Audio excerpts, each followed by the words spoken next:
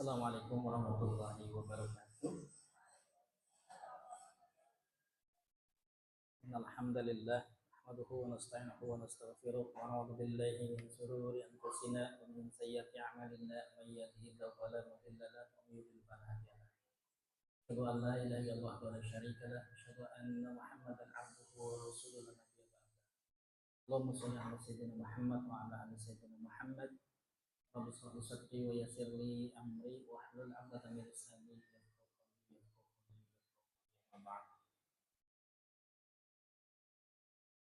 Pada ketua atau yayasan ya, khususnya Ibu Sri yang senantiasa dimuliakan Allah dan hormati, semoga beliau senantiasa diberikan kesehatan, diberikan kebahagiaan dunia akhirat. Pada kepala sekolah TK, SD dan semua teman-teman yang di sini juga yang senantiasa dimuliakan Allah. Semoga teman-teman semuanya juga senantiasa diberikan kebahagiaan dunia.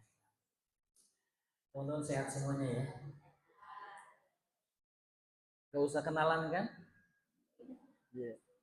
Jadi sebenarnya lagi dan lagi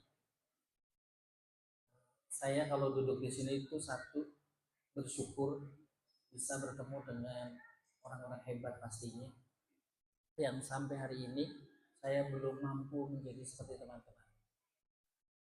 Kenapa?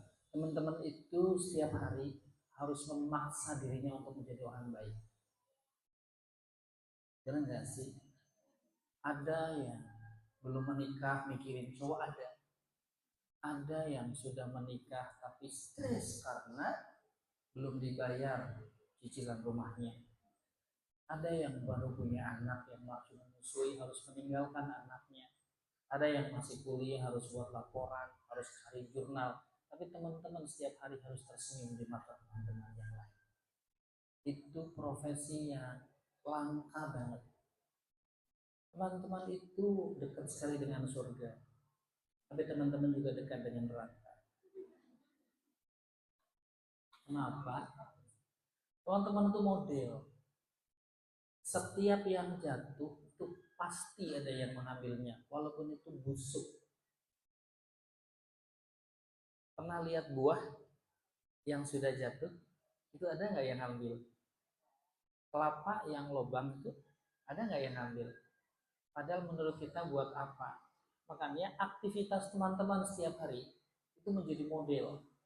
Jadi yang melihat teman-teman itu bukan hanya dua mata, berpuluh mata. Yang mendengar teman-teman itu bukan hanya dua pasang telinga, tapi berpuluh-puluh pasang telinga. Makanya satu kali melihat sesuatu yang mereka sukai, maka mereka ambil. Makanya menjadi seorang pendidik itu mahal sekali. Ya, semoga amal ibadah teman-teman Allah ganti dengan pahala dan surga. Saya suka mengajar, tapi saya nggak berani jadi guru. Ya, kalau Umi memang teman dan guru saya. Izin ya Mi, jangan marah ya. Saya kalau ngomongnya nggak jelas, nggak kayak Umi. Tadi saya berharap sebenarnya Umi semua tuh sampai jam 12. Habis itu saya izin. Semoga Allah mudahkan pembangunannya yang abad kedua.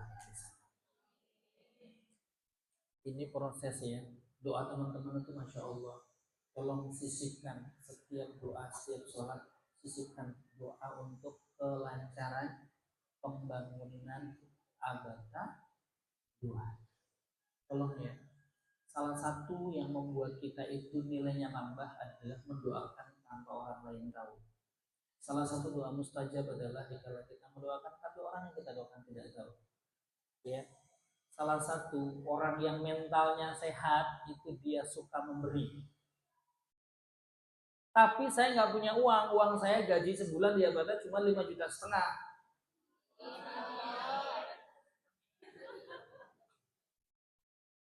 Terus saya harus menjadi orang pemberinya. Maka setiap saat tolong doakan. Maka salah satu pemberi itu tidak hanya harta tapi doa. Jadi wajah-wajah orang yang suka mendoakan itu terlihat. Ya. Bagaimana dia sempat mikir diri sendiri karena yang dipikir orang lain terus. Orang yang mentalnya terganggu adalah orang yang selalu berpikir ke dalam. Ini belum mulai ya. Ini hari ini apa nih materinya, temanya ya? Halo? Ya. Jadi kesehatan mental katanya. Sementara yang menyampaikan di sini belum tentu mentalnya sehat. Tetapi karena dipaksa untuk menyampaikan sesuatu, maka mau nggak mau orang ini harus belajar untuk mengkontrol dirinya supaya sehat mentalnya. Teman-teman, kalau dipanggil ustazah, teman-teman yang dipanggil ustadz, mau nggak mau memposisikan dari apa yang dipanggil orang. Betul nggak sih? Ustazah, punten, kira-kira jadi marah nggak kalau dipanggil itu? Udah bajunya syar'i, ya kan? Jadi, astagfirullahaladzim, itu bahasanya. Tapi kalau di rumah, ya Allah gitu. Karena sudah tidak ada yang manggil lagi. Jadi kalau di Abata hari ini panggilannya berubah, sekarang apa panggilannya? Ustazah atau ustadz? Artinya panggilan itu membuat kita itu merasa bahwa kita harus baik. Teman-teman ya, sekali lagi orang yang mentalnya terganggu sebenarnya orang yang jarang mikir keluar tapi mikirnya ke dalam. Betul nggak sih? Kok coba kalau itu gangguan mental nggak? Jadi sebenarnya kesehatan mental itu apa? Yang kesehatan mental itu apa sih? Halo? Ada nggak di situ? Oh ada. Boleh kita baca sama-sama ya. Jadi kesehatan mental itu adalah keadaan di mana individu memiliki kemampuan untuk berkembang secara fisik, mental, spiritual, dan sosial sehingga dapat mengetahui kemampuan diri, menghadapi tantangan hidup, dapat belajar dan melakukan pekerjaan dengan baik, dan dapat memberikan kontribusi bagi masyarakat sekitar. Ini secara umum. Jadi orang yang dikatakan mentalnya baik itu dia mampu berkembang secara fisik, secara sosial, spiritual, dan mengenal dirinya. Maka nih, secara pandangan psikologi, kesehatan mental adalah kondisi kesejahteraan jiwa ketika seorang mengenal dan menerima dirinya. Sekali lagi, ketika apa? Seorang mengenal dan menerima dirinya. Saya mau tanya, teman-teman kenal nggak dengan diri teman-teman semuanya? Yakin? Teman-teman termasuk orang yang tertutup atau terbuka? Oke. Orang yang mentalnya terganggu hampir rata-rata itu memang yang in, bukan yang out. Ya. Orang yang terbuka itu jarang kena.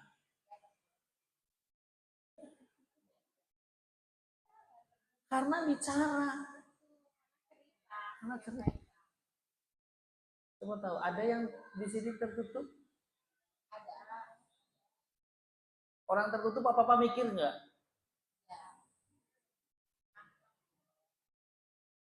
Sekali lagi, mengenal dan menerima dirinya. Mengenal saya siapa, kemampuan saya di mana, kelebihan saya di mana, kekurangan saya di mana. Itu orang-orang salah satu secara perspektif psikologis yang mentalnya baik. Tapi kadang orang itu sampai hari ini belum menerima kekurangan dirinya. Kenapa ya? Oh badanku nggak tinggi, masih ada. Kenapa ya? Kok aku belum kawin, teman-teman udah pada kawin, aku belum. Kenapa ya? Kok aku tidak se-glowing yang lain?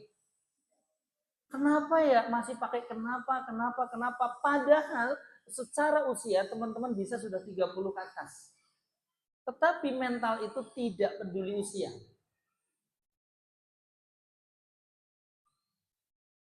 Kenapa tidak peduli usia? Karena ternyata dalam penelitian terakhir itu orang yang di atas 50 tahun banyak banget yang sedang gangguan mental. Umi udah berapa, Mi? Oh, 27, berarti belum kena. Kemudian yang paling banyak perempuan, tetapi yang bunuh diri laki-laki. Kenapa? Karena mendalam. Jadi gangguan mental tuh banyak, ada stres, ada depresi, ada burnout, ya kan? Jadi nanti beda-beda. Jangan-jangan ini baru stres, belum sampai depresi. Teman-teman sudah sampai depresi belum? Oh, jangan sampai. Sehat kan mentalnya? Tuh, kalau dikatakan sehat, jawabnya separuh hati. Gajinya cukup apa kurang? Gaji di Abata cukup apa kurang? Tuh, yang jawab sedikit. Yang mentalnya sehat sedikit berarti.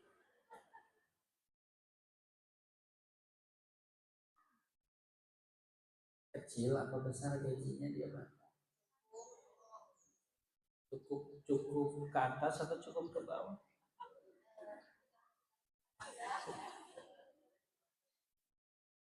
Jadi nanti hubungannya dengan kondisi saat ini, ya, ini mengenal berarti saya mengenal diri saya mengenal saya kerja di mana, berarti saya harus tahu kondisi di sini, saya harus tahu ini mau kemana, dan sini saya harus ngapain di sini, sehingga tidak ada rasa mengeluh lagi kok di Abata gajinya cuma 5,5 juta, nggak ada kayak gitu lagi. Karena gaji itu urusan manusia, tapi harta itu urusan siapa? Urusan Allah. Ya. Jadi sudah sering disampaikan bahwa semua gangguan mental itu ujungnya adalah gangguan setan.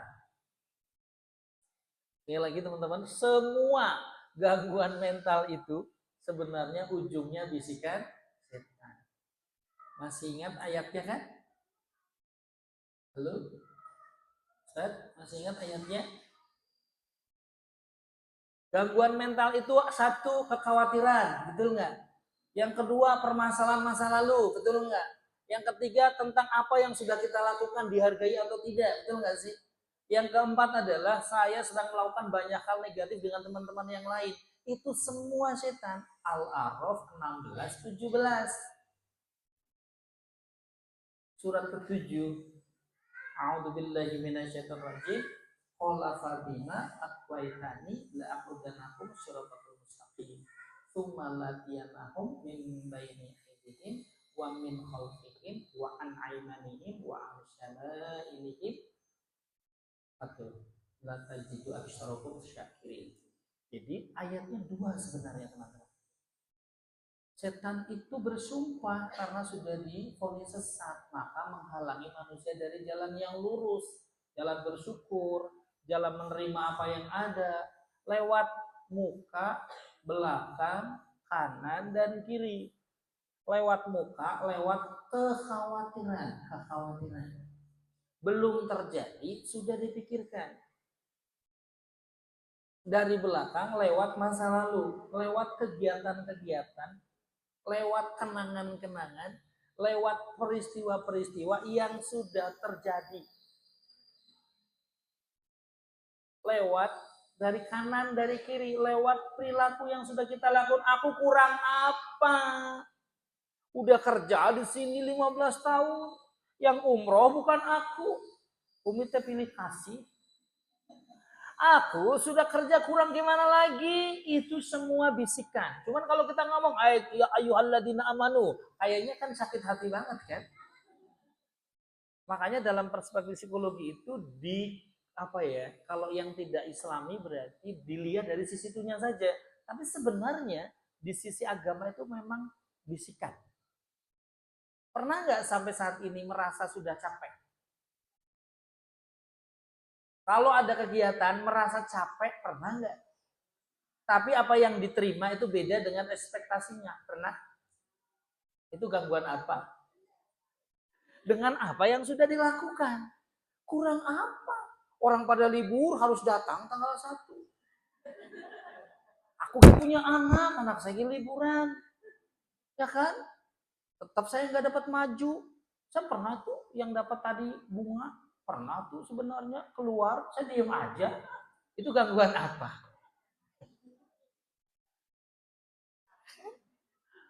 Dia enak banget, kerjanya sama, gajinya sama. Saya masih beres-beres, dia mah duduk. Gemetan, dapat bunga. Ada rasa itu enggak? Ya kan, itu bisikan siapa? Ya tapi saya nggak ngomong ya, ngomong sendiri kan. Jadi setiap perilaku yang sudah kita lakukan dan itu baik, kemudian kita ada sedikit bisikan, itu luar biasa, itu sungguh setan. Ayatnya jelas kok. Ya.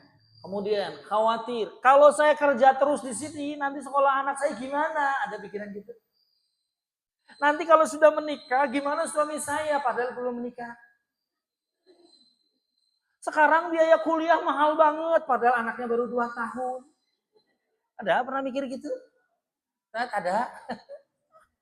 Itu mah ciri-ciri orang yang memang mentalnya akan semakin jauh tertinggal dari kata-kata sehat. Halo? Balik lagi ya. Artinya, secara perspektif psikologi, orang yang sehat mentalnya adalah ketika mereka mengenal dan menerima dirinya. Dirinya diterima betul bahwa saya memang orangnya begini. Jadi nggak usah ditambah-tambah. Alisnya udah bagus, ditambah sampai ke sini. Sampai offset. Gimana coba? Ada kan? Ada nggak sih? Bibir bagus-bagus, diceneng-ceneng ke sini coba. Halo? Ada nggak sih yang harus gini kalau ngomong selama 1 bulan? Oh iya. Loh, itu gangguan.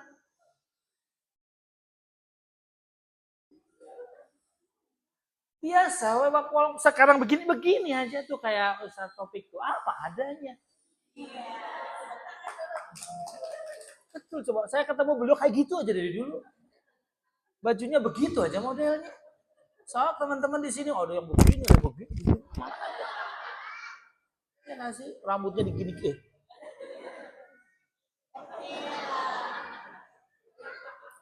Betul enggak? Udah ganteng, teman-teman tuh udah keren.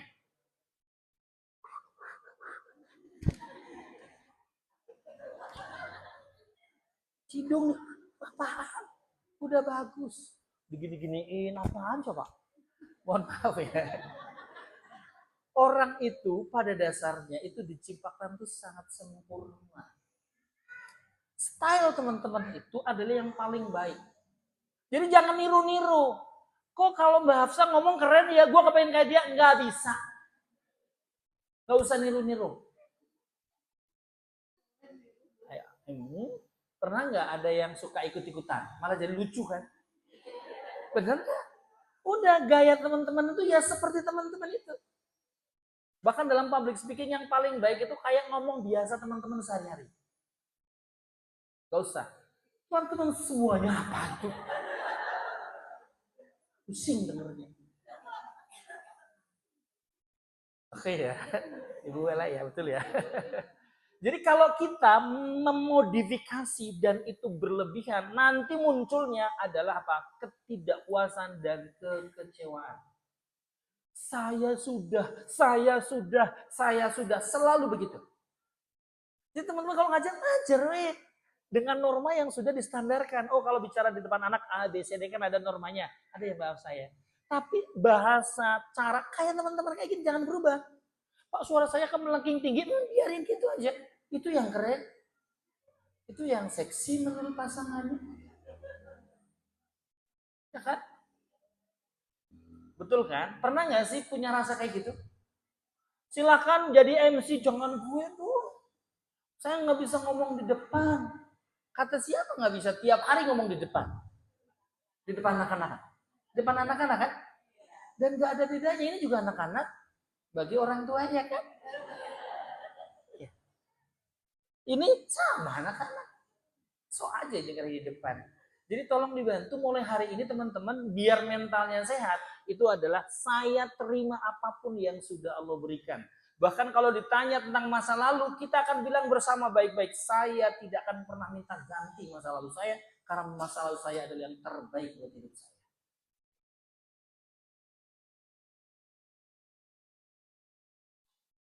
Halo? Itu ya. Baik. Yang kedua adalah mengelola emosi dengan bijak. Gimana cara mengelola emosi dengan bijak? Masih ingat nggak dulu kalau marah itu ngomongnya semua keluar? Pernah nggak di Abata ada berantem tuh diomongin semua yang ada di kepalanya? Sekarang kalau marah ada yang diam, tapi nyampe rumah diomongin.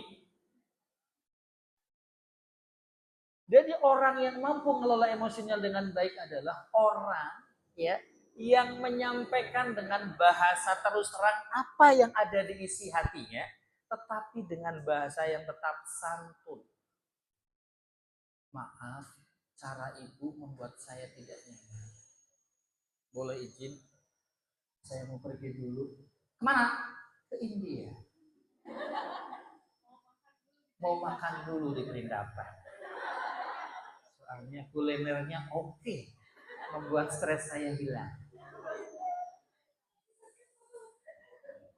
Manusia mengelola emosi itu tidak mudah kan?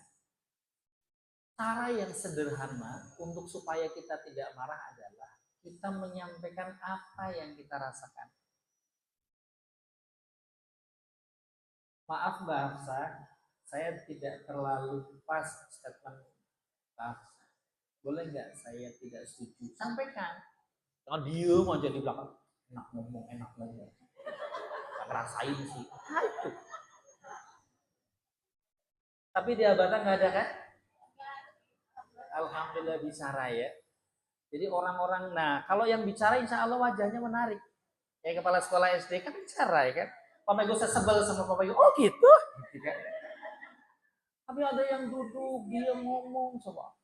Kan itu membuat kita menjadi, makanya tadi secara kepribadian dalam jurnal-jurnalnya yang masalah satu yang membuat manusia itu kesehatan mental terganggu di kepribadian.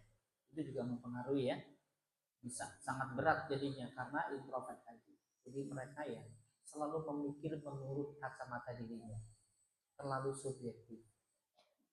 Jadi teman-teman yang tidak nyaman tolong bicara ya. Kalau yang laki-laki masya Allah, ini dia mengantuk atau gimana? Enggak ya. Jadi kalau laki-laki biasanya lebih terbuka, ya. Tapi nggak tahu dia apa.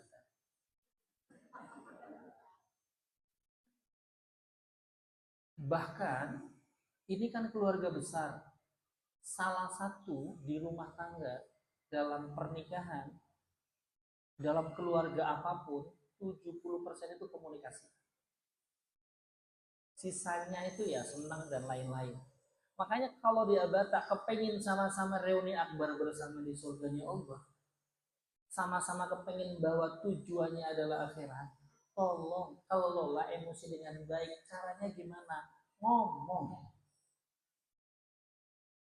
bicara. Sama orang tua pernah yang ada masalah,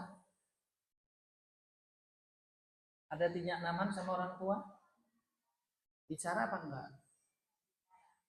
Bicaranya baik apa diam mak? Itu artinya bicara itu baik, yang membedakan adalah caranya. Masih ingat teori komunikasi? Komunikasi itu 93% caranya, 7% maksudnya. Jadi komunikasi itu nggak ada yang buruk. Yang buruk itu caranya. Mamah diem tuh ngomong aja nanti stroke, itu bagus kan sama orang tua. Ibu sudah, nanti mama capek ya. 93% caranya, 7% maksudnya. Berarti kita ini setiap hari itu mengelola pikiran kita supaya mampu menggunakan cara-cara terbaik dalam berkomunikasi.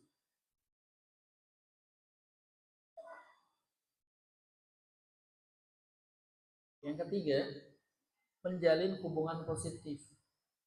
Kalau ternyata teman-teman tidak nyaman dengan beberapa teman, karena ruh itu memang tidak bisa semuanya bareng.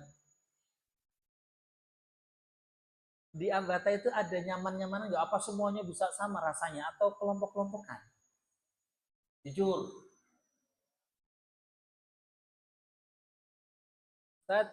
Kalau yang laki-laki nih, lebih nyaman bareng kayak gini apa berlima, berempat? Yakin. Jujur nih.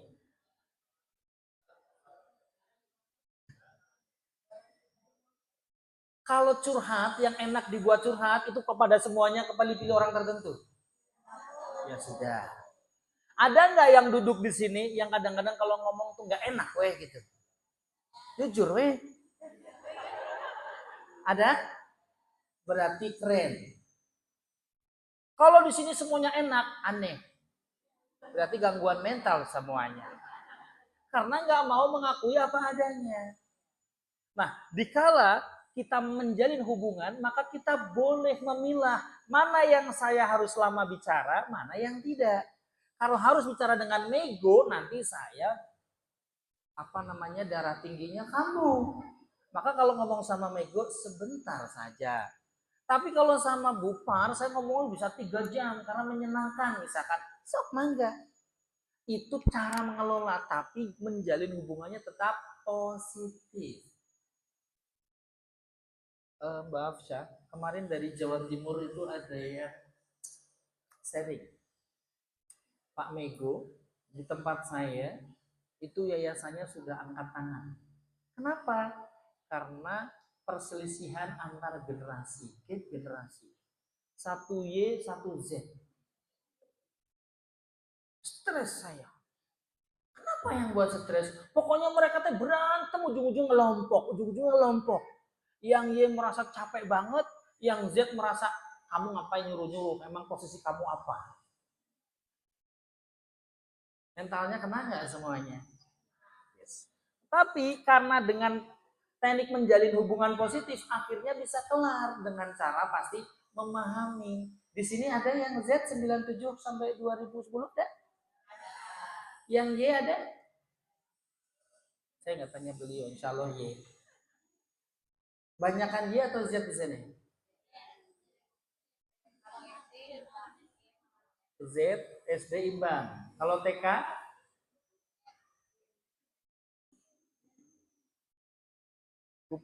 Iya, saya nggak tanya Bupar, pasti di Y ya kan? Takut terlalu muda beliau. Karena ini sedikit menyimpang karena dia tidak mampu dan mau memahami sehingga hubungan yang terjalin menjadi negatif. Generasi Z itu generasi yang cepat belajar. Mereka apa-apa itu mesti harus dikasih sinyal. Generasi Z itu kalau sudah selesai dia duduk, dia main HP lah. Tapi di sini enggak, di sana, kan? Sementara generasi Y itu generasi Y itu kalau sudah selesai tolong bantuin saya, dia masih repot. Itu generasi Y. Soalnya Y itu memang fleksibel. Di sini ustadz, di sana jadi apa malu walan. Itu Y. Makanya Y itu udah kerja, masih repot, pengennya juga dibantu, wong sama-sama dia bakar. Tapi Z enggak. Kan job desk udah selesai, emang kenapa salah gue? Ngomong atau ngomong. Maaf ya Bu. Nah bagi mereka yang mengelola emosinya dengan bijak akan bicara apa panggilnya Ustazah, minta tolong sepertinya teman-teman di sana butuh bantuan. Oh gitu ya gitu. Ya. Tapi ada yang tidak memahami sehingga malah berbicara di belakang. Kayak kamu doang yang capek, gaji sama, apa sama, maka mentalnya dirusak. Andai saja sama-sama paham, maka komunikasi menjadi hidup sehingga caranya bisa diterima. Ya kalau Abata sih saya lihat dari awal sudah menggunakan cara itu. Kalau boleh tepuk tangan di sini, tepuk tangan buat Abata. Ya, teman-teman boleh, maaf ya ini bukan bicara, bukan seharusnya, bukan menyuruh, tetapi ada kan mereka yang keluar dari Abata, ada kan Pak? Kali teman-teman baru merasa di kala dia keluar, teman-teman keluar. Mereka yang sudah keluar baru merasa bahwa di sini mendapatkan banyak sekali pengetahuan dan pembelajaran. Tetapi hari ini kadang-kadang teman-teman nggak merasa, yang ada cuma capek kadang-kadang. Tapi nilai teman-teman itu akan bersinar, akan banget rasanya setelah teman-teman itu menjauh. Ya, jadi tetap mensyukuri dan mengenali, oh Abata seperti apa, saya guru seperti apa. Itu yang ketiga, menjalin hubungan yang positif. Kemudian menangani tekanan hidup dengan seimbang. Pernah nggak punya uang? Pernah dapat uang tiba-tiba? Pernah dapat rezeki yang tidak disangka-sangka? Pernah sakit sekonyong-konyong sakit?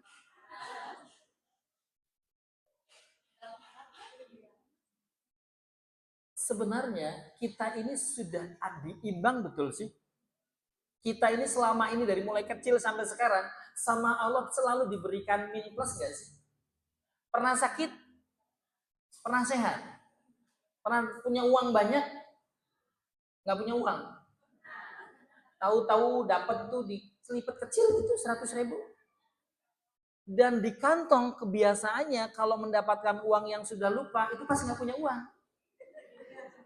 Benar nggak sih? Terus kenapa kita biasa aja yang kayak gitu? Allah kasih kita itu kebijakan untuk mengkontrol 3 saja. Nggak lebih dari 3. Yang pertama, fisik. Itu kita boleh mengaturnya. Yang kedua, pikiran. Itu kita boleh mengaturnya. Yang diberikan 3 sama Allah. Yang ketiga itu perasaan. Jadi kita tidak bisa intervensi perasaan orang. Nggak bisa. Itu kita sendiri yang mengatur. Jadi kalau orang marah itu kita sendiri yang mengizinkan. Kita bahagia, kita yang sendiri yang mengizinkan. Jadi nggak bisa, kamu tuh harus bahagia. Nggak bisa. Enak ngomong. Kamu tuh nggak boleh sedih, nah nggak boleh sedih. Ini sudah terjadi, nggak bisa. Perasaan itu siapa? Urusan kita. Makanya kalau di psikologi mungkin teman-teman yang dari sana ada in ego super ego, ya kan? Tapi kalau di Islam ada ruh, ada jasad. Ruh sama nyawa beda nggak? Rupa. Ruh sama nyawa beda nggak? Malaikat pencabut nyawa atau pencabut ruh? Hmm? Saya mau tanya, pohon itu punya nyawa nggak? Jadi nyawa sama ruh beda nggak? Ada super ego, ada id. Beda nggak? Tanya Mbak Afsa.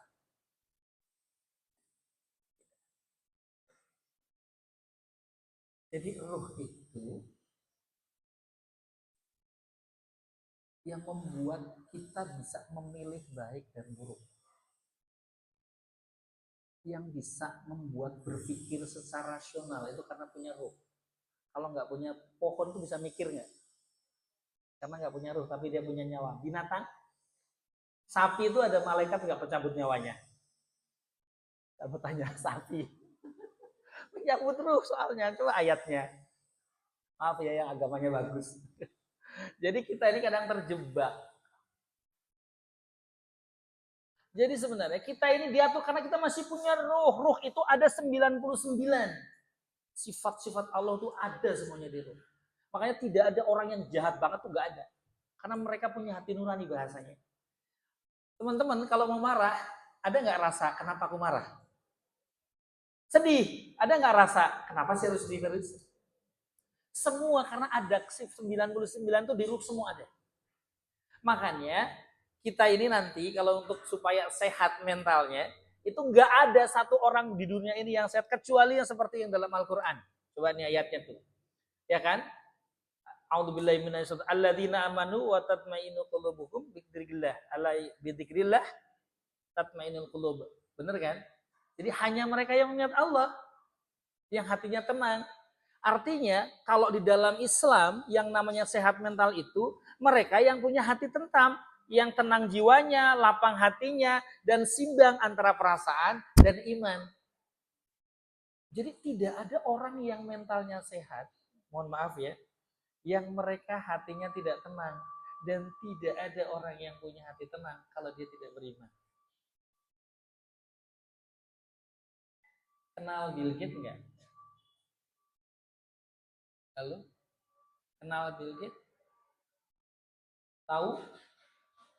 Mereka menginfakkan hartanya itu berapa persen dari hartanya? Di atas 50%? Tenang nggak? Belum teman. Jadi semua orang kalau di kesehatan mental itu tidak akan pernah mengalami ketenangan kalau dia tidak mendekatkan diri pada Allah. Nanti ada cara Islam yang luar biasa yang teman-teman bisa lakukan, dan itu ternyata kita sudah diberikan kesempatan sama Allah setiap malam. Ya. Tapi kita tidak memaknai itu, kita anggap itu biasa. Ada satu cara supaya mental kita sehat, itu yang sudah diberikan sama Allah setiap malam.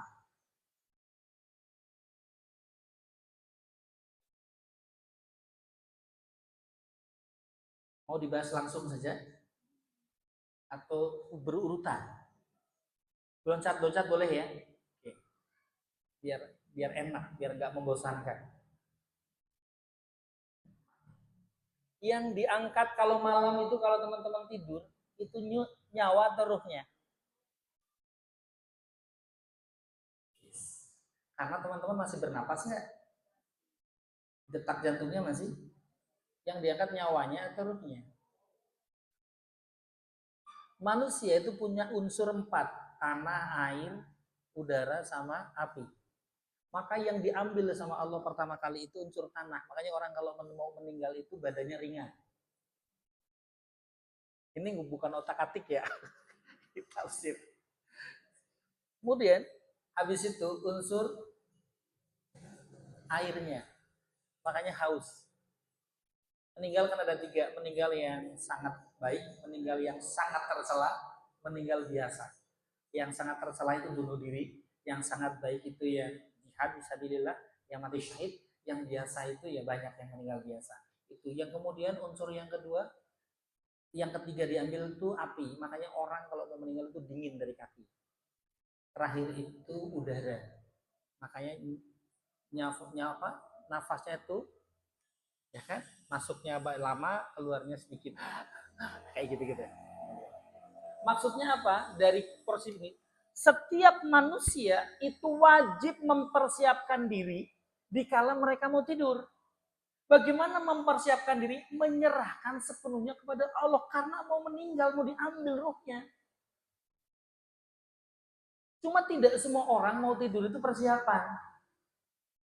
Pernah nggak lihat orang meninggal masih nanti anakku gimana, hartaku yang 2 miliar nanti dipakai siapa? Pernah nggak lihat kayak gitu? Orang mau meninggal, tapi yang dipikir itu gimana nanti itu cicilan belum lunas, itu ada. Yang masih mikir yang ada, padahal setiap malam kita diberikan kesempatan lewat agama Islam untuk menyerahkan sepenuhnya karena kita mau diambil ruhnya. Pernah nggak bisa tidur? Mikir apa?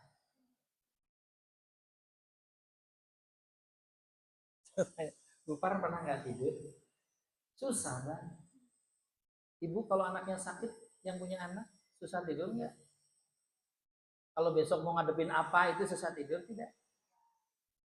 Karena dipikirin, padahal bentar lagi mau diambil ruhnya tuh. Coba kalau ditanya bentar lagi mau mati, kira-kira mikirin itu nggak kira-kira? Jadi sebenarnya kita nggak enak aja pokoknya kalau orang itu yang ngomong. Karena mereka tidak pernah berpikir bahwa saya ngajar untuk supaya mereka mampu belajar lebih banyak. Mereka hanya berpikir tentang apa yang harus saya sampaikan gitu loh. Hanya mentransfer pengetahuan namanya. Tetapi guru itu nggak boleh gitu. Guru harus memberikan seperti apa layanan supaya anak-anak atau mereka yang diajarkan itu mampu lebih banyak belajar daripada apa yang kita ajarkan. Sehingga senantiasa memodifikasi tentang cara menyampaikan. Makanya teman-teman akan mulai kangen dan bangga dikala anak didiknya sudah lulus, kemudian dia berprestasi. Ngajar itu sebenarnya untuk diri atau untuk kita? Teman-teman kalau ngajar itu untuk siswa atau untuk kita sebenarnya? Memberikan ilmu ke orang lain sebenarnya kebahagiaannya untuk mereka atau untuk kita? Kapan bahagia itu ada? Pernah ngajarin ngaji? Waktu anak yang diajarin ngaji, dia ngaji sendiri rasanya gimana? Pernah ngajarin baca Quran kan? Waktu yang diajarkan kita baca Quran, yang menangis siapa? Anaknya atau kita? Jadi, orang yang sehat mentalnya, itu orang yang senantiasa bangga untuk memberikan sesuatu kepada orang lain. Karena apa? Pada dasarnya, dikala kita memberi, itu bukan untuk mereka, tapi untuk kita sendiri. Guru-guru itu wajib dijaga mentalnya supaya apa? Nanti berhubungan dengan kualitas mengajar, dihubungan dengan kesabaran menghadapi siswa, kemudian hubungan antar kolega, kemudian ketahanan menghadapi beban kerja dan masalah pribadi. Guru TK, kenapa mereka senantiasa tersenyum? Karena kalau ada satu murid yang menangis, itu sedih, merasa bahwa dirinya tidak mampu mengkontrol kelasnya. Ada gak guru TK di sini? Yang mana guru TK? Nih ya. Selalu tersenyum gak di kelas? Kalau anak-anak pulang yang nangis terus tersenyum, bangganya buat siapa? Alhamdulillah anak-anak yang kata Umi sukanya lempar jumroh dengan kelas saya, dia tersenyum ke sini. Tapi kalau teman-teman mentalnya nggak sehat, merasa capek belajar, bekerja hanya karena mendapatkan nanti gajian tanggal berapa, sementara saya kalau pengen pinjem nggak ada untuk pinjaman yang boleh dipinjam, misalkan fokusnya pada gaji, maka boleh dicek. Teman-teman ngajar aja, kalau ada anak yang tidak sesuai dengan apa yang kita mau, langsung keluar tanduknya. Kenapa? Yang bermasalah siapa? Kita, bukan orang itu. Jadi kalau ada orang pemarah, ada orang udah kecewa, ada orang yang guru-guru yang memang tidak terlihatnya humble, tidak terlihat friendly, itu sebenarnya yang bermasalah bukan lingkungannya, tapi dirinya. Pernah lihat nggak sih kalau ada orang ini selalu nggak enak suasananya? Ada nggak sih? Pokoknya kalau si Mego datang nyebelin weh, pernah ada? Bukan lingkungannya, tapi dirinya. Kalau ada Bu Ella kok kenapa sih lalu ceria misalkan? Itu karena beliaunya kan yang membawa prinsip. Kenapa kalau Bu Rina kalau ngomong selalu tersenyum padahal hatinya menangis, kita nggak pernah tahu. Aman ya, iya. Makanya walaupun seneng nggak seneng senyum aja beliau. Ya kan? Makanya cocok jadi kepala sekolah ya. Masih kan? Ya, alhamdulillah. Semoga sampai pensiun. Gitu. Aminin nggak? Berarti hatinya menangis kan? Luarnya aja tersenyum. Oh amin. Bayang ya, kenapa teman-teman harus menjaga mentalnya ya? Karena apa yang dilakukan teman-teman berdampak banget. Ada anak di rumahnya orang tuanya baik banget, tapi setelah marah setiap hari dia di sekolah, dia kalau gede, kalau marah itu selalu ini sama tangannya itu maju. Padahal dia dipukul nggak pernah, kemudian nonton game jarang. Ternyata waktu di sekolah, dia setiap hari itu dicubit sama gurunya. Yang gurunya padahal ustazah, suaminya ustaz. Walau alam itu. Tapi tiap hari itu dicubit sininya tuh. Tiap hari karena anaknya aktifnya luar biasa. Yang bermasalah anaknya atau gurunya. Nah suatu hari dikala dia dewasa, dia berumah tangga, yang kasihan istrinya enggak. Jadi kalau marah itu semuanya dilempar. Merasa gitu enggak? Yang bisa kebanyakan kalau teman-teman nanti ada orang tua datang, yang disampaikan maaf ya putranya di kelas masih A, B, C, D, betul enggak? Teman-teman kalau ada orang tua siswa datang ke kelas, itu yang disampaikan kebaikannya atau keburukannya? Yang positif ya, hindari yang negatif ya. Berarti kalau teman-teman ngomong siswanya di sini negatif, yang bermasalah anaknya atau kita? Putranya belum bisa dikendalikan di kelas, berarti yang bermasalah anaknya atau gurunya? Kok nggak pede banget ngakuinya? Itu ya artinya kenapa seorang guru sebenarnya. Kata WHO ini, teman-teman udah punya catatannya yang di WHO? Kemarin kita sampaikan ke guru-guru. Menurut WHO itu orang yang sehat mental satu mampu belajar sesuatu dari pengalaman. Jadi kalau ada sesuatu yang salah, kemudian dia akan mulai berbenah betul tentang pengalamannya. manusia tempat yang salah. Jadi jangan pernah kecewa, jangan pernah terlalu berlebihan dalam menghadapi sebuah kesalahan. Karena manusia yang sulit adalah menerima kesalahan dan dia memperbaiki dirinya. Ya, jadi orang yang sehat mentalnya itu bukan orang yang tidak pernah salah, tapi orang yang senantiasa belajar dari pengalaman. Kalau kemarin saya begini hasilnya apa, berarti sekarang saya harus begini. Ya, yang kedua, mampu beradaptasi. Kalau teman-teman nanti disuruh begini beralasan, itu kata WHO yang tidak itu yang mentalnya tidak sehat. Misalkan dari guru SD dimutasi ke guru TK, bismillah, yang penting gajinya jangan diturunin, Kalau misalkan teman-teman besok ini ada rekrutmen jadi kepala sekolah, dipilih, bismillah. Kok aku sih, jangan. Bismillah. Kalau nggak ada yang dipilih, ya biarin aja. Halo? Nanti kira-kira di sana ada kepala sekolahnya nggak, Mi? Ada. Ambilnya dari internal apa eksternal ya kira-kira ya? Kalau teman-teman ternyata di sini nggak ada, biasa saja. Kalau ada yang dipilih, bismillah.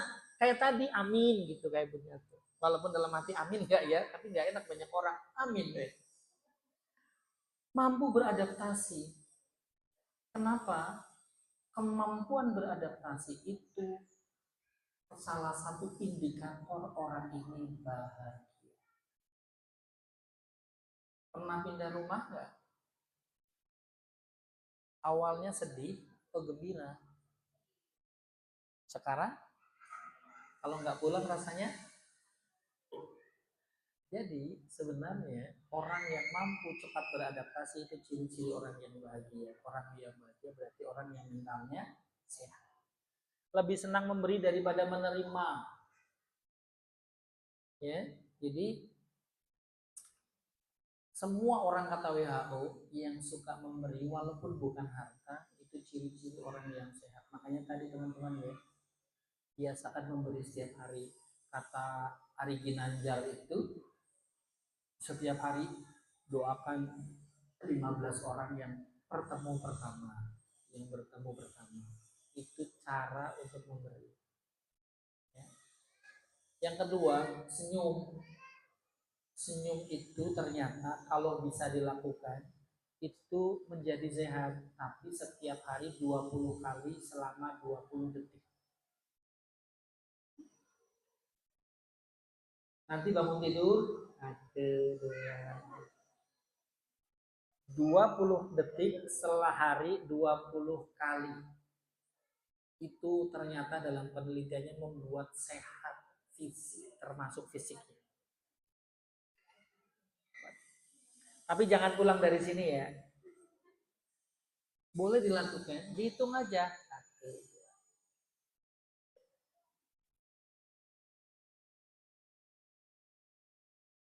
Memberi sehingga karena setiap hari sudah melakukan secara otomatis orang tersenyum itu bahagia. Benar nggak sih? Lagi sedih bisa senyum nggak? Kan? Nanti jadi memberi. Kemudian lebih senang membantu daripada dibantu. Teman-teman tolong ini ya, budaya ini tidak usah merasa karena generasinya apa ya. Ini kan secara umum yang tadi saya bahas. Pokoknya kalau ada pekerjaan, teman-teman bisa bantu walaupun tugas teman-teman itu sudah selesai. Itu tanda teman-teman itu mentalnya baik. Jadi nggak usah disuruh, pokoknya jalan aja. Oh di sana masih, di sini sudah selesai, langsung tawarkan.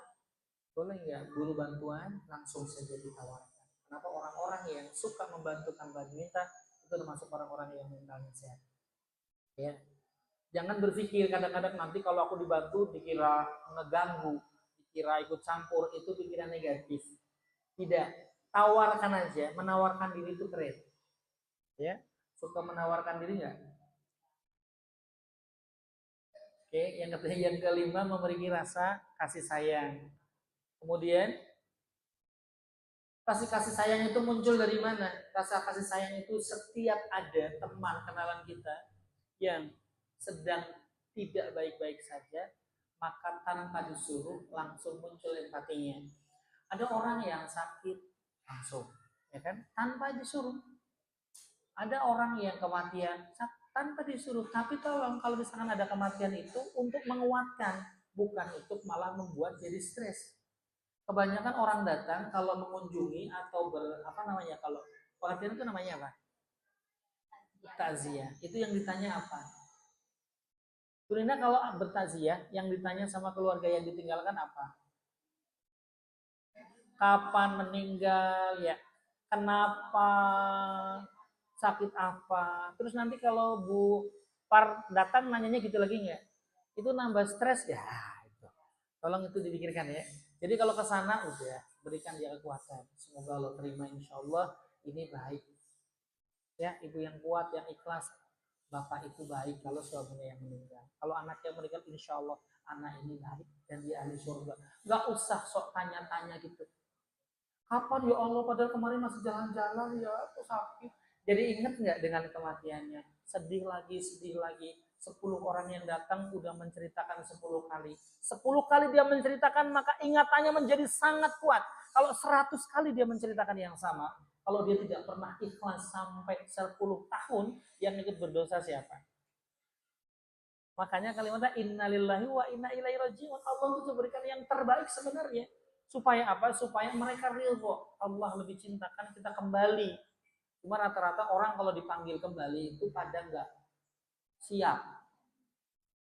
Ibu kalau sekolah, besok rapat pulang seneng nggak? Waktu dulu sekolah, kata gurunya mau rapat, pulangnya lebih awal, seneng atau astagfirullah? Kalau nanti pas ngajar, besok soalnya yayasan sedang ada keperluan kemana ke Palestina, 2 bulan, sekolah libur, seneng apa enggak?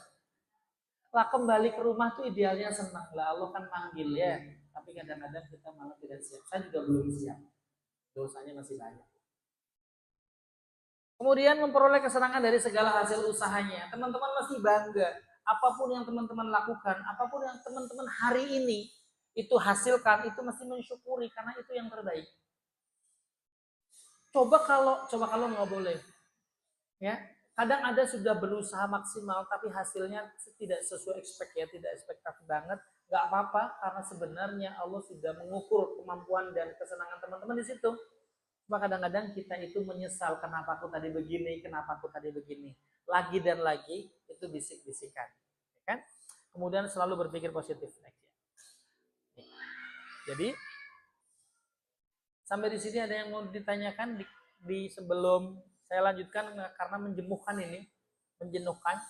Ada yang mau sharing sebentar? Saya sering sampaikan, saya sama Umi itu sering ngobrol. Saya sama guru agama saya itu nggak pernah doain.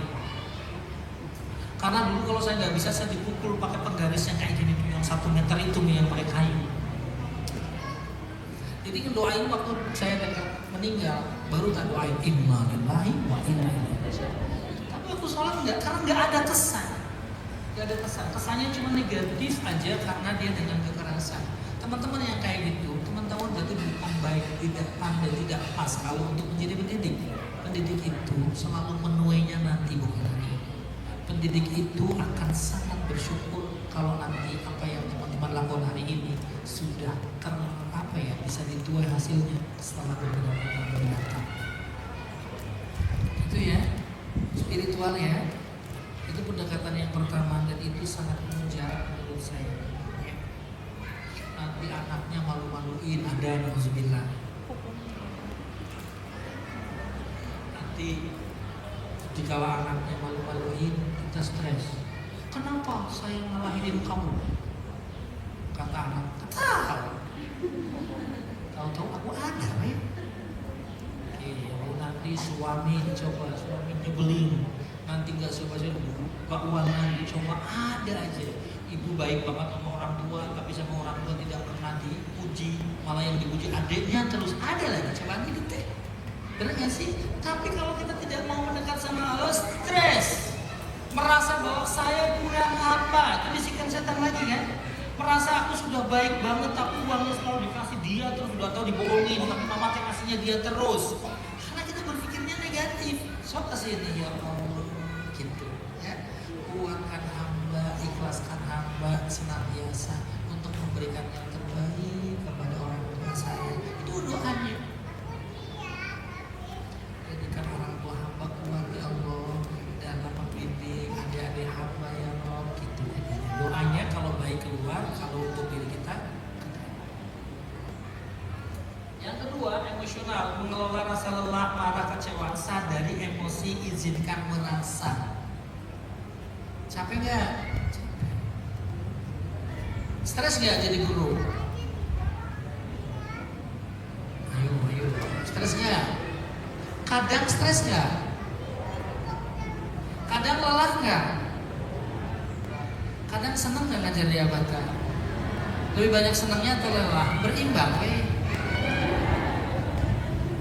Dikala teman-teman berbicara itu, maka teman-teman sehat. Tapi dikala teman-teman hanya karena ada gak sama Umi bilang nyaman, itu gak sehat. Karena teman-teman tidak jujur dengan perasaannya. Teman-teman puas, ya ada yang puas, ada yang tidak. Itu sehat. Puas, yakin itu gak sehat. Karena tidak berbicara menggunakan semuanya. Bicaranya hanya untuk menyenangkan orang lain.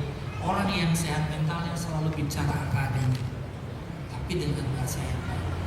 Itu ya, mengelola rasa lelah, bilang sama kalau nyampe rumah, bilang sama anaknya, maaf ya Kak, Umi sedang lelah, mainnya sama Abi dulu sana sampai jam 12 malamnya. Jangan ditahan gitu, tidak. Nanti terus kalau sama suami ngomong, yang nggak suka apa? Abi, sebenarnya saya tuh sayang banget sama Abi. Tapi kenapa ya sekarang kok tahu-tahu saya benci lihat Abi? Apa setan apa ya saya teh?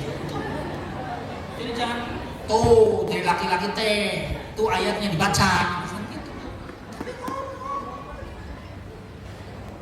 Maaf ya. Dan laki-laki itu kalau teman-teman ngomong itu dia terima asal bahasanya tadi jangan nyalahin.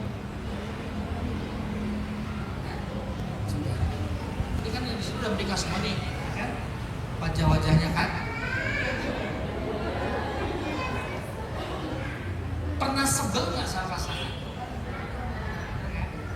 Ngomong nggak? Kalau yang sehat mentalnya macam. Kalau marah, sok ya marah.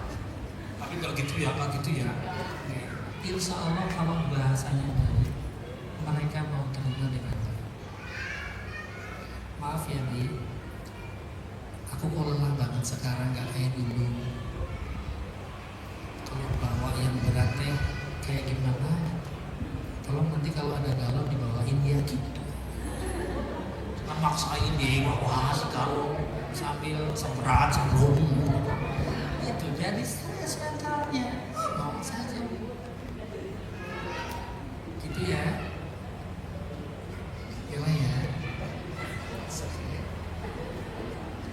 Misalkan suaminya sakit, misalkan ya, maaf ya, misalkan, tapi bukan gue lah ya. Doanya bukan langsung sembuhkan, doa yang banyak ya Allah.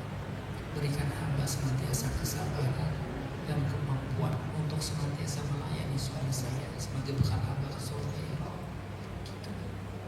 Ya Allah, jadikan sakit suami saya, hapus dosa-dosanya. Jadikan suami saya ridho dengan sakit yang dideritanya gitu. Ya Allah, sembuhkan dia. Kalau bisa besok ya nggak bisa. Maka Allah ngajarin saya loh katanya. Katanya gitu ya Bu. Kemudian sebel karena dia sakit. Iya. Maaf ya Bi, kadang-kadang kalau saya terlambat, ya Abi boleh marah. Tapi sekarang saya kalau diburu-buru jantungnya suka berdebar. Saya takut jantung saya keluar Bi. Apa? Jangan enggak. Kalau nggak ngomong ini yang bisi jadi gak waras. Saya capek. Dia belum minta minum teriak, minta makan teriak. Pusing. Saya harus kasih nafkah, harus mikirin anak, mikirin suami saya sakit terus. Kenapa? Karena tidak dibicarakan sama orang. Kalau bicara sama orang, aduh kasihan banget ya Bu, tambah sakit hati. Tambah Karena tambah berat bebannya, dibilang kasihan, benar nggak sih? Maka sendiri lakukan dengan cara tadi. Abi boleh marah, kayak gitu. Alhamdulillah ya, kalau suaminya sakit ya. Laki-laki itu kalau sakit tuh manja banget soalnya. Tuh kan, baru aku kan. Udah manja bisa, tapi kalau perempuan enggak. Perempuan tuh kalau sakit tuh ya pura-pura nggak sakit ya. Tanya Umi tuh, kan paling lama nikahnya di antara kita. Kan? Artinya boleh dong, ya kan? Buat jadi laki-laki tuh kalau sakit tuh manja banget, tapi kalau istrinya sakit kayak tidak, kayak gimana gitu. Cuek, makanya perempuan tuh gregetan kalau sakit kan? Bilang, maaf ya Bi, saya nggak tahu kayaknya pusing banget. Jadi hari ini mungkin tidak masak ya. Abi beli sendiri masaknya ya, sana di tangan gitu.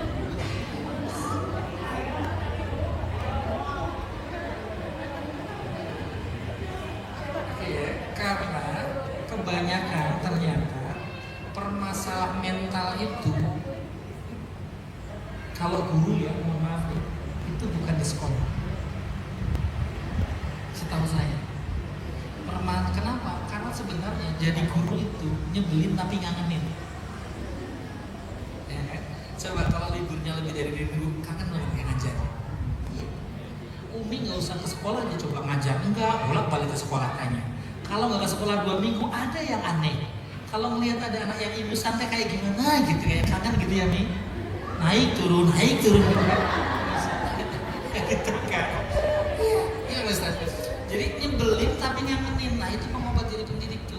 Jadi guru tuh insya Allah masalah yang banyak tuh bukan cuma kelelahan kerja enggak. Sebenarnya karena banyak yang ada di rumahnya. Tapi dibawa sampai ke sekolah, nanti sekolah jadi alasannya. Jujur, benar ya? Tuh, udah tenang, nggak usah tenang ya. Artinya di sekolah itu ada masalah, ada ketidaknyamanan, tapi lebih kepada ada masalah di luar dari sekolah. Karena kalau masalah yang ada di luar itu, yang ada di sekolah itu solusinya tidak terlalu sulit. Tapi kalau yang di rumah kadang-kadang merasa sulit. Benar ya? Kayak tadi ya, yang ada konflik orang tua ya kan masih bisa tersenyum yang menceritakannya. Coba kalau di rumah senyumnya pendek. Gitu ya kan? Mencoba tadi susah.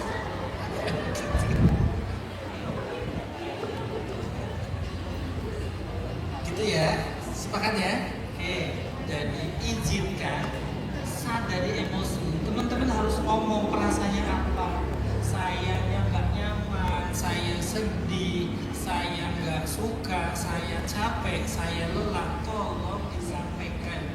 Karena tidak mengakui, tidak menerima perasaan itu awal dari penderitaan. Kamu dulu nggak suka sama aku ya Mi, kata suami. Oh, tapi sekarang suka banget. Kata siapa? Kan gak usah gitu-gitu, bohong. Di sini wajah-wajahnya itu sama suami itu awalnya nggak suka. Cuma kalau udah menikah, iya, karena cuma 1% orang yang suka sama suka terus menikah. Ayo, kan baru sadar iya banget. Tapi sekarang, termasuk yang laki-laki yang senyum juga sama istrinya, bukan yang dicintai juga. Tetapi sampaikan itu, jangan basa-basi, tapi sampaikan itu membuat kita semakin nyaman. Sepakat? Ya, teman-teman yang jarang menyampaikan, tolong mulai menyampaikan ya.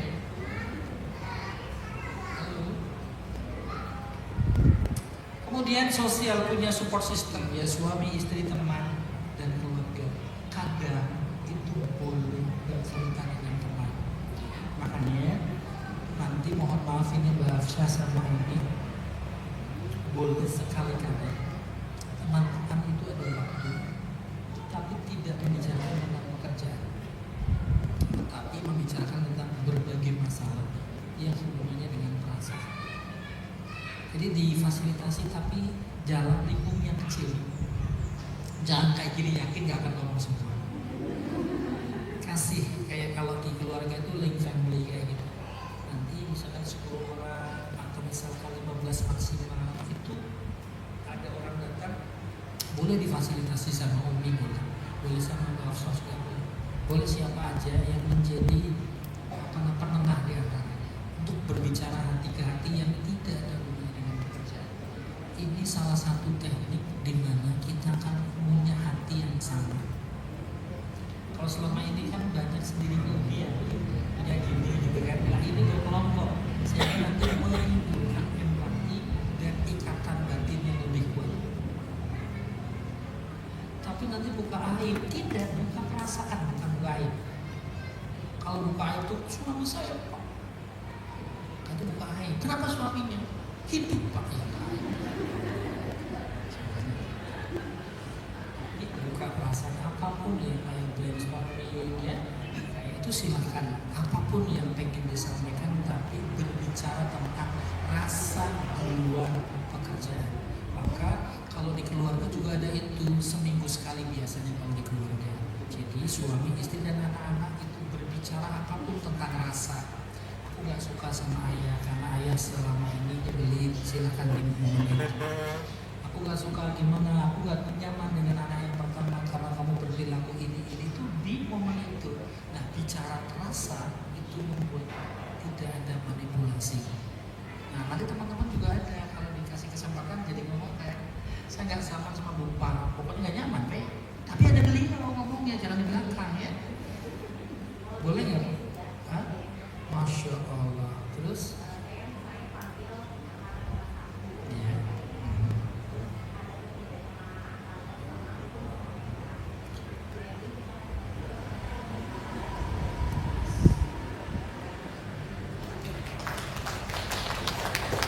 Terima kasih ya, Masya Allah, pantas kalau sampai pensiun. Ini terlihat sederhana, tapi hasilnya merasa dirinya itu keluarga. Bahasa yang sering teman-teman sampaikan ini afeksi. Teman-teman merasa dirinya ada bagian dari abadi. Bagian masalah loh, bukan bagian tentang yang bukan masalah. Gitu ya, jadi punya support system. Kemudian fisik, tidur yang cukup. Tidur yang cukup itu bukan jamnya saja. Sekali lagi ya, tidur cukup itu bukan jamnya harus 8, bukan jamnya harus 6. Umi 4 jam udah cukup kan ya Umi? Tidur jam 10, jam 3 bangun cukup. Masih cantik aja ya Umi? Masih fresh kan? Boleh gak memuji? Boleh kan? Tapi jangan terlalu cantik banget Umi gitu ya. Ya, jadi tidur yang cukup itu adalah tidur yang dengan persiapan dan sudah mengkontrol kapan bangunnya, itu yang cukup. Makanya ada qaulullah. Kenapa tidur siang itu sebentar tapi sangat cepat untuk memulihkan energi? Karena tidur yang dipersiapkan dan bangun yang sudah dipersiapkan. Kalau tidur siang itu ada nggak? Kalau tidur siang tapi 3 jam itu aneh. Itu malas kayaknya. Kalau tidur siang itu ya mau zuhur jam 11, nanti bangun jam setengah 12. Itu walaupun tidurnya sebentar, tapi semuanya istirahat. Bedanya ya, bedanya tidur yang benar adalah semua diistirahat dan semua dikembalikan kepada yang punya. Kenapa ruh yang diangkat? Karena semua orang tidur tidak bisa berpikir dan tidak bisa tahu baik dan buruk. Makanya yang tahu baik dan buruk itu superego, tapi ini ruh sebenarnya. Makanya orang kalau yang masih punya ruh itu dia masih tahu mana yang benar dan mana yang salah. Tapi kalau sudah punya nyawa doang ya dia tidak bisa berpikir. Contohnya sapi, kuda, dia punya nyawa tok tapi nggak punya ruh. Gitu ya. Jadi malaikat pencabut ruh, jangan malaikat pencabut. Ya, nanti ada malaikat disapin. Ya nih, maaf ya nanti tanya Ustaz. Itu fisik ya. Jadi teman-teman tolong diatur tidurnya. Bagi teman-teman yang merasa lelah, subuh tolong dibantu diatur tidurnya. Tidur sekali lagi, kalau secara kesehatan dengan kedokteran itu pasti 6 sampai 8 jam. Tapi sebenarnya tidur yang sehat atau tidak, Rasulullah itu tidak pernah tidur malam sehat, nggak pernah sakit. Kenapa? Karena persiapan tidur dan persiapan bangun itu sudah dikelola di awal. Karena tidur adalah ibadah, tapi kadang dengan ibadah tidur kita mudah abaikan. Maka orang yang sehat mentalnya mudah tidur dan sakit, susah tidur, dan mudah terbangun. Itu beda aja. Kemudian psikologi menerima diri, tahu kapan butuh bantuan, ya. Jadi kapan teman harus bicara, itu tolong teman sudah bisa mendetek. Jangan merasa tidak punya teman, jangan merasa hidup itu sendirian. Teman-teman itu di sini satu keluarga. Kapan teman harus bicara, kapan teman merasa butuh bantuan profesional, itu harus bisa mendeteksi. Jangan menunggu sampai parah. Saya tidak bisa bantu apa-apa, tapi saya bingung kalau sudah datang mereka sudah tersenyum sendiri, saya bingung. Betul. Pernah ada orang ibu-ibu datang, "Pak, itu apa?" Jadi dia sudah senyum sendiri, sudah halusinasi. Ternyata dia ini schizofrenia. Tapi nanti ujungnya kalau dia baik, saya juga stres. Kenapa? Karena dia bilang, "Pak Mego tahu nggak kenapa saya baik? Waktu dulu saya kesini, saya melihat Pak Mego itu ada cahayanya ke langit, kan saya stres lagi jadi." Benar. Dan itu terjadi. Yang itu jangan ya. Nanti kita jadi kemana-mana ujungnya. Itu ya teman-teman ya, sadari kapan kita berbuat baik. Mungkin materi ini segitu saja. Barangkali ada yang mau ditanyakan, ya Pak, silahkan karena jamnya sudah jam 11 ya. Tapi bosan mendengar saya ngomong. Mungkin sementara itu silahkan kalau ada yang bertanya.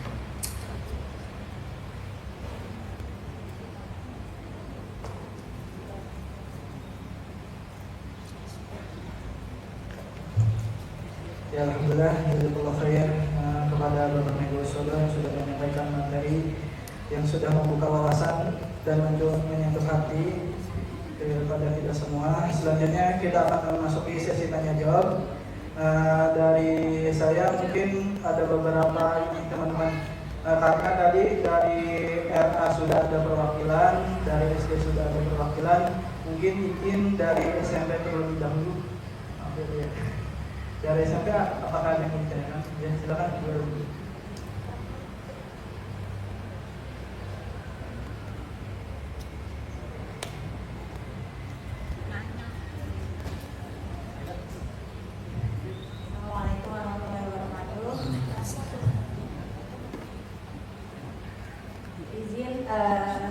Saya bertanya lebih kepada bagaimana kita menghadapi siswa ya, karena kan kami, terutama kami di SMP, itu di SMP kita menghadapi siswa yang sudah mulai kritis dan sudah mulai menunjukkan egosentrisnya yang kuat. Nah, kasusnya di SMP itu ada di kelas 8. Kelas 8 itu jumlah siswanya sedikit, hanya 8 siswa. Tapi kami guru-guru sering berdiskusi karena kami guru-guru di sini terkadang ada merasa canggung dan merasa tidak nyaman karena suasana kelasnya yang sangat dingin, suasana kelasnya yang sangat canggung karena kita melihat dari diri mereka masing-masing. Mereka itu termasuk gen alpha. Setelah saya baca, ternyata gen alpha itu kan memiliki privasi yang tinggi ya Pak. Kalau salah boleh di. Jadi mereka lebih menutup privasinya dan mereka tidak ingin guru ikut campur dengan masalah mereka.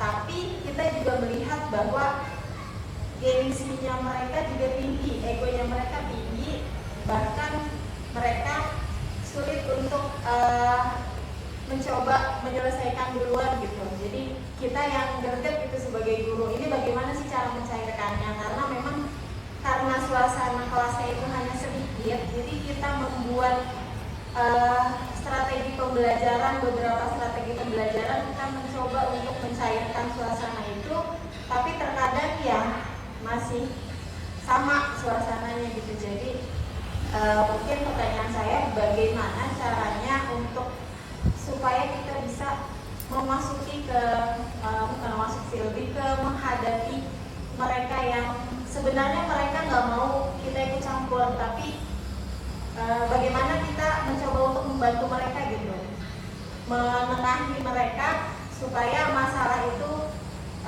tidak berkelanjutan, tidak lama-lama dan tidak membuat jadi jadi canggung, jadi suasana kelasnya tidak nyaman. Terkadang kita juga merasa suasananya sangat dingin, sangat bingung kita menyampaikannya seperti apa. Mungkin itu. Dan kemudian di SMP itu kita melihat di SMP itu banyak karakter-karakter yang berbeda, yang berbicara tidak bermutu, kemudian yang emosional yang tinggi. Kadang kita sulit, terutama saya sendiri terkadang merasa sulit untuk bagaimana menghadapi anak-anak usia SMP, dan supaya kita juga bisa menjaga kesehatan mental kita sampai kita ke rumah, kita bertemu anak kita bisa lelahnya itu hilang, karena kita merasa pulang lelah karena menghadapi itu.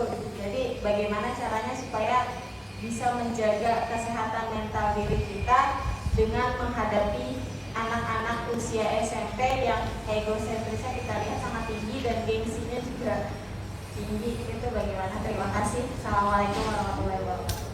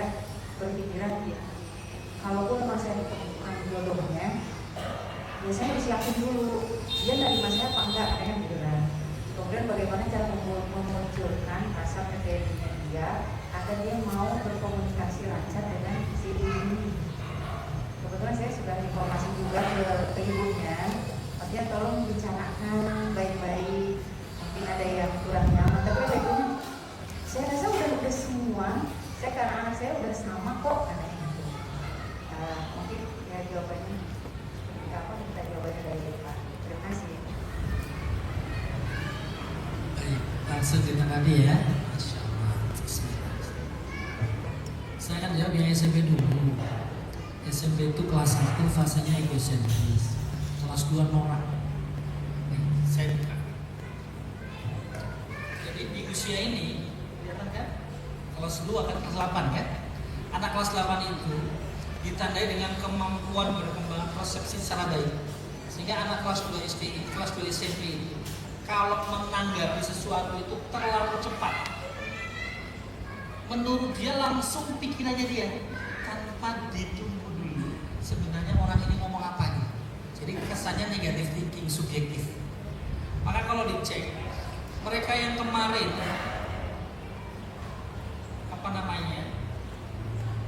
melukai kakeknya sampai 18 kali, itu anak mulai kelas 7 sama kelas 8. Geng itu anak kelas 8. Kemarin kenapa ada KDM itu sampai ke barat, itu di Purwakarta, anak SMP kelas 7 itu dia sama kakeknya marah karena dia pinjam motor sama kakeknya, kata kakeknya boleh tapi jangan malam-malam. Benar, makanya dia pulang pagi. Karena dia pulang pagi, kakeknya marah. Dia tidak mendengar lagi apa omongan kakeknya, tapi temennya bilang bacok aja, dibacok. Akhirnya ambil golok, dia diiris kakeknya sampai 18 kali. Di Kerawang sini dan desanya juga di depan kita, itu neneknya dibunuh sama anak SMP. tapi nggak nyampe katakan peristiwa itu. Kenapa? Karena anak-anak usia SMP itu bukan berarti Gen Z juga, maaf ya, bukan karena generasi alpha juga, tapi memang anak kelas 8 itu cepat banget mempersepsi menurut dirinya. Kita belum ngomong sudah langsung menghakimi pikirannya. Makanya anti kemapanan ciri-cirinya anak kelas 8 tuh. Kelas 7 terlihat sebenarnya kelas 8-nya kayak apa. Kalau yang kelas 7 masuk masih bajunya dimasukin, insya Allah kelas 8 udah dikeluarin bajunya. Kelas 7 masih saling sama gurunya, kelas 8 salingnya udah main-main sama gurunya. Kenapa? Secara fase anak ini butuh ruang. Anak ini butuh banget dirinya dianggap punya kapasitas di mata orang banyak, anak kelas SMP kelas 8. Maka sebaik-baik salah satu faktor yang membuat mereka itu positif adalah mereka diberikan ruang sebanyak-banyaknya. Bisa dia punya kegiatan sosial di mana saja yang diekspresikan, yang membuat orang itu angkat jempolnya, itu kelas 8. Makanya supporter bola yang sampai hari ini itu masih berantem itu karena anak SMP sudah jadi boleh ikut jadi supporter. Karena mereka sudah kepengen banget dianggap dirinya punya kapasitas. Terus gimana Pak kalau di kelas biar saya nggak capek? Tahu sendiri Pak, anak sekolah kelas 8 teh kayak eksklusif, dia tidak mau dirinya dikontrol sama gurunya, ya karena dia merasa dirinya sudah mau gede. Jadi kalau guru, kalau pelajaran di sekolah, anak SMP kelas 2 kakak, gitu kan panggilannya, supaya kita kayak seusianya, enggak. Guru yang menggunakan kayak gitu sama anak SMP kelas 8 dianggap cemen. Padahal kita ngomong kakak, bagaimana kabarnya? Cerita dong, siapa yang kamu sukai? Apaan sih gitu. Maka bahasa itu berbeda kalau anak sudah remaja. Saya kemarin bicara sama guru BK banyak. Saya bilang, kalau pelajaran yang tidak dapatkan, bagaimana kita menjadi teman kan? Tapi anak sekarang kalau kita teman, malah dia itu melunjak bahasanya. Karena dia sudah remaja. Dirinya menganggap karena anak remaja itu pola pikirnya beda, emosionalnya beda, menilainya juga beda, mengukur nilai agamanya aja beda. Bahkan anak SMP sudah tahu lah, sholatnya kayak gitu doang. Buat apa? Harus sholat terus-terusan. Yang penting sujud kayak gitu lah. Mereka sedang mencari dengan persepsinya dirinya yang spontan. Maka inna malunya tolong diniatkan gini ya, supaya tidak capek nanti ke rumah ya. Saya mengangkat doanya tolong ya, menggunakan ya Allah, berikan rahmat senantiasa untuk membina nanti jadi baru afirmasi. Hari ini insya Allah ya Allah berikan rahmat senantiasa tersenyum kepada anak-anak. Jadikan hamba guru yang senantiasa menginspirasi teman-teman yang ada di kelas. Doanya ke dalam. Bukan ya Allah berikan hambamu kesabaran, nanti diuji terus dengan masalah. Kayak gitu aja ya. Baru nanti afirmasi. Entah kenapa hari ini saya selalu gembira, entah kenapa saya ini selalu suka senyum. Bangun tidur, alhamdulillah udah senyum 20 detik 20 kali. Kemudian dikala anak-anak SMP kelas 8 kayak gitu, ibu fokusnya bukan bagaimana pelajaran saya sampai. Pendidikan itu bukan memberikan ilmu saja, tapi memunculkan value yang dimiliki sama anak-anak, itu pendidikan. Sehingga dikala ada teman-teman yang kayak eksklusif, yang tidak semarak belajarnya, stop mata pelajaran. Makanya kalau kelas tidak hidup, anak-anak pasif, tolong stop. Ngapain?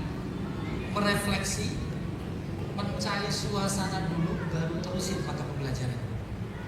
Jadi bukan yang penting kurikulumnya habis ya, jangan ya. Yang penting anak itu dapat fokusnya.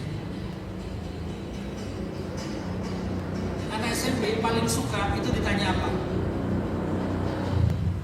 Kami yang tahu, anak SMP paling suka kalau ditanya itu apa? Tentang apa?